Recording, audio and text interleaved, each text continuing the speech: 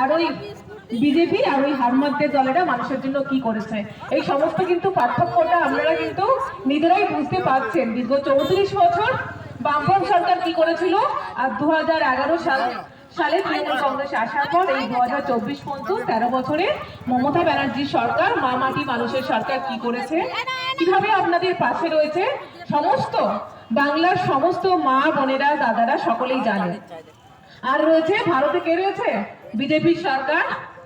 তারা শুধু কি করে, আপনারা যারা এখানে বসে আছেন মহিলারা, আমরা কি করেন, তারা হচ্ছে সন্ধ্যেবেলা একটু টিভি দেখেন তো, সারাদিন কাজকর্ম করার পর সন্ধ্যেবেলা একটু সিরিয়াল টিরিয়াল দেখতে ভালোবাসেন অনেকেই। যখনই কি করেন, স্টার জলসা, দি বাংলার মতো চ্যানেলগুলো খোলেন, যখন বিজ্ঞাপনটা আসে তখন কি উঠে আছে, মোদির গ্যারেন্টি বলে। খবরের কাগজ দেখবেন, তখনও মোদির গ্যারেন্টি বলে প্রচুর বিজ্ঞাপন দেখা যায়।